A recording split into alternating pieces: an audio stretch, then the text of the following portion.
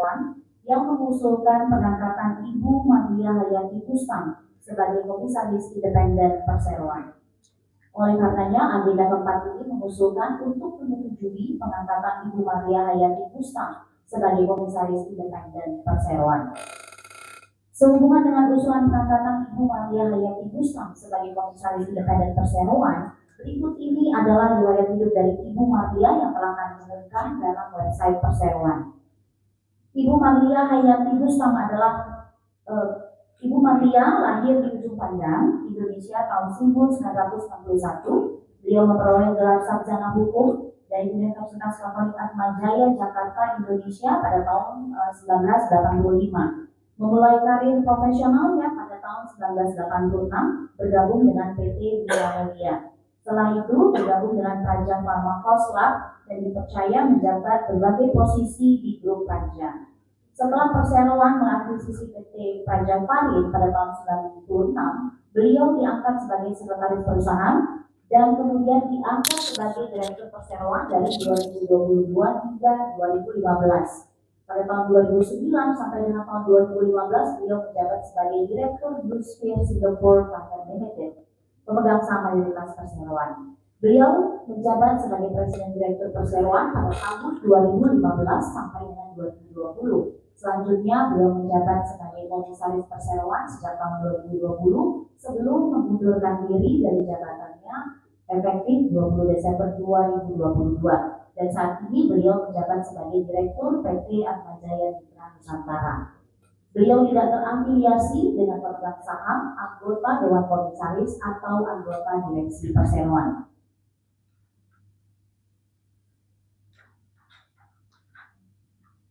Sehubungan dengan masa purnabakti Bapak Jose Sumpaiko Romana, Presiden Direktur Perseroan, Perseroan telah menerima surat dari Blue Sphere Singapore Private Limited sebagai pemegang 92,13% saham Perseroan yang mengusulkan pengangkatan Dr. Ian Martin Wibawa Fluor sebagai Presiden Direktur Perseroan menggantikan Bapak Jose Sumpaiko Romana.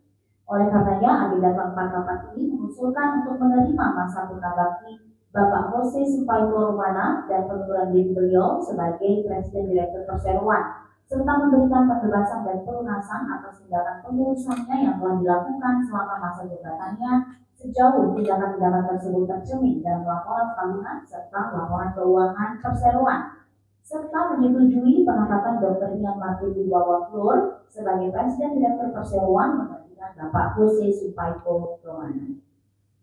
Bapak Jose Sumpaiko Romana dan Dr. Ian Martin Wibawa Fluor masing-masing diangkat sebagai Presiden Direktur dan Wakil Presiden Direktur Perseroan pada tahun 2020. Kolaborasi tangguh antara Bapak Jose Sumpaiko Romana dan Dr. Ian Martin Wibawa Fluor yang telah terbangun selama 3 tahun terakhir dibuktikan dengan kinerja bisnis dan organisasi yang kuat. Namun setelah masa penugasan yang sukses di Indonesia selama 8,5 tahun dan 35 tahun di grup Unilab, tiba saatnya untuk Bapak Jose Sumpaiko Romana menyambut masa purnabakti. Perseroan secara khusus mengucapkan terima kasih yang sebesar-besarnya kepada Bapak Jose Sumpaiko Romana atas pengabdiannya yang panjang dan luar biasa kepada Perseroan. Sejak awal beliau menjabat sebagai Wakil Presiden Direktur di tahun 2015 dan selanjutnya saat ini dengan kesediaan yang menjabat sebagai Presiden Direktur di tahun 2020 di tengah ketidakpastian kondisi yang terjadi di seluruh dunia merupakan bukti leadership beserta komitmen beliau terhadap Perseroan dan para karyawan. Terlepas dari berbagai tantangan yang terjadi, kepemimpinannya sebagai Presiden Direktur telah menghasilkan kinerja komersial yang kuat bagi Perseroan dengan penjualan sebesar 1,9 triliun atau 130 juta US dollar dan keuntungan sebesar 149 miliar atau 10,2 juta US dollar pada tahun 2022. Bapak Jose Sumpaiko Romana mentransformasi organisasi dengan perubahan strategis dari trading ke brand building, memperluas bisnis manufacturing lokal, memperkenalkan proses SNOP, perencanaan demand and supply chain, local area marketing, dan marketing ODX. Perseroan juga meraih sejumlah penghargaan di bawah kepemimpinan Bapak Jose Sumpaiko Romana. termasuk Asia Corporate Excellence and Sustainability atau ACES Award, Top Corporate Award dari Infogram 3 tahun berturut-turut, Top 3 Best Export Expansion, dan Top 3 Best Social Impact Indonesia Halal Industry Awards 2022 oleh Kementerian Perindustrian Republik Indonesia, serta Indonesia Best Workplace for Women Indonesia tahun 2022 dan 2023 dari majalah History. Perseroan sangat berterima kasih kepada Bapak Jose Sumpaiko Romana atas kontribusinya yang signifikan selama masa jabatannya di Dharma Karya. Selanjutnya, Dr. Ian Martin Wibawa Klur memasuki peran barunya sebagai Presiden Direktur. Beliau akan bekerja sama dengan manajemen perseroan untuk melaksanakan strategi pertumbuhan yang ditetapkan dalam rencana jangka panjang perseroan untuk mengatasi kompleksitas dan menangkap peluang di pasar farmasi Indonesia saat ini. Beliau akan terus mendorong organisasi untuk berkinerja tinggi dan merekrut talenta serta merencanakan agenda organisasi perseroan menuju strategi pertumbuhannya. Riwayat hidup Dr. Ian Martin Wibawa Klur adalah sebagaimana yang tercantum dalam laporan tahunan 2022 perseroan dan juga tersedia di situs web perseroan. Selanjutnya, sehubungan dengan pemberitahuan pengunduran diri Bapak Carlos Olivares Nava sebagai Direktur Perseroan, Perseroan telah menerima surat dari Bluesfield Singapore Private Limited sebagai pemegang 92,13% saham Perseroan yang mengusulkan pengangkatan Bapak Dennis Tiko sebagai Direktur Perseroan menggantikan Bapak Carlos Olivares Nava. Perseroan mengucapkan terima kasih yang sebesar-besarnya kepada Bapak Carlos Olivares Nava atas waktu, pemikiran, dan pimpinan yang telah diberikan, serta penghargaan yang setinggi-tingginya atas pengabdiannya selama masa jabatannya. Agenda keempat ini mengusulkan untuk menerima pengunduran diri Bapak Carlos Olivares Nava sebagai Direktur Perseroan efektif sejak ditutupnya rapat ini, dan memberikan gagasan dan pelunasan atas tindakan pengurusannya yang telah dilakukan selama masa jabatannya sejauh tindakan-tindakan tersebut tercermin dalam laporan tahunan serta laporan keuangan perseroan, dan menyetujui pengangkatan Bapak Dennis Tiko sebagai Direktur Perseroan menggantikan Bapak Carlos Olivares Nava. Berikut ini adalah riwayat hidup Bapak Dennis Tiko yang telah kami umumkan juga dalam website Perseroan. Bapak Dennis Tiko memiliki gelar Bachelor of Science di bidang administrasi bisnis dan akuntansi dari University of the Philippines. Beliau merupakan Certified Public Accountant sejak tahun 1994.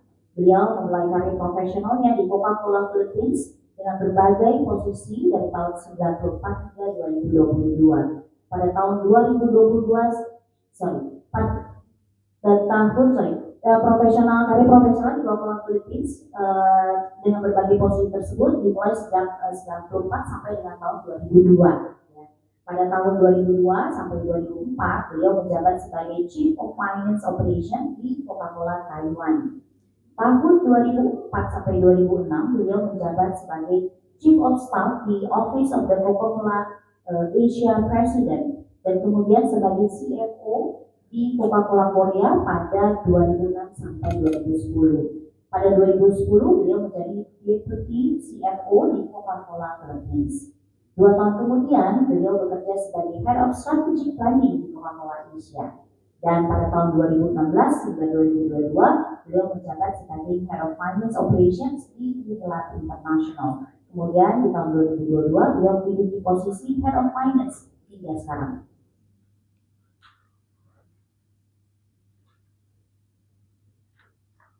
Selanjutnya, usulan pengangkatan komisaris independen, presiden direktur, dan direktur perseroan serta perubahan susunan komisaris dan direksi perseroan ini juga mempertimbangkan rekomendasi yang diberikan oleh Dewan Komisaris Perseroan dalam kapasitasnya sebagai pelaksana fungsi nominasi dan remunerasi.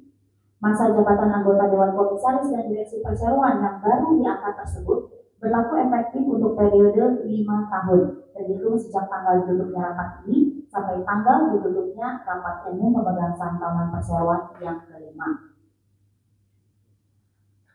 Sehubungan dengan perubahan ketentuan Bursa Efek Indonesia yang tidak lagi mengatur kewajiban bagi perusahaan tercatat untuk memiliki direktur independen, maka kami mengusulkan kepada rapat untuk menyetujui perubahan posisi direktur independen menjadi direktur. Dengan demikian, posisi Ibu Justina Endang Setiawati yang saat ini menjabat sebagai Direktur Independen Perseroan akan menjadi Direktur Perseroan. Dengan demikian, Bapak Ibu, susunan selengkapnya dari Dewan Komisaris dan Direksi Perseroan setelah ditutupnya rapat hari ini adalah sebagaimana yang ditampilkan di layar. Dalam rapat ini, kami juga mengusulkan untuk memberikan wewenang dan kuasa pada Direksi Perseroan dengan hak substitusi untuk menghadap notaris agar menuangkan keputusan perubahan susunan Dewan Komisaris dan Direksi Perseroan, termasuk perubahan posisi Direktur Independen menjadi Direktur tersebut dalam akta notaris. Selanjutnya, melakukan pemberitahuan kepada Menteri Hukum dan Hak Asasi Manusia, mendaftarkannya pada daftar perusahaan, dan melakukan tindakan-tindakan yang diperlukan sebagaimana disyaratkan oleh peraturan perundang-undangan yang berlaku. Pemegang saham dan kuasa pemegang saham yang kami hormati, kini kami memberikan kesempatan bagi pemegang saham dan kuasa pemegang saham yang ingin mengajukan pertanyaan berkaitan dengan agenda keempat ini. Kami persilakan. Apakah ada pertanyaan? Tidak ada. Oleh karena tidak ada pertanyaan, kita lanjutkan dengan pengambilan keputusan. Pemegang saham dan kuasa pemegang saham yang tidak setuju dengan usulan agenda keempat atau tidak memberikan suara atau blanko, silakan untuk mengangkat tangan. Apakah ada yang tidak setuju atau abstain pada agenda keempat ini? Tidak ada.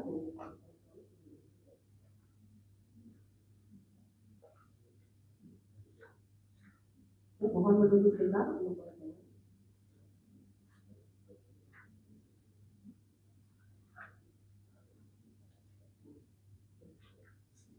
Untuk agenda keempat ini ada yang tidak setuju dari elektronik money distribution, yaitu 500 saham.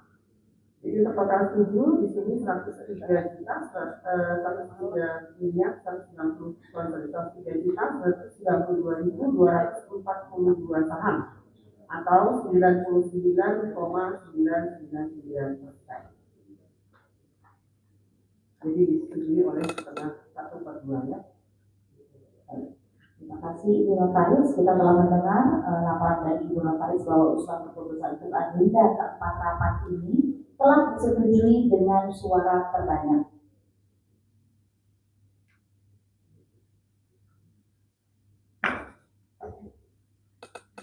Kita sekarang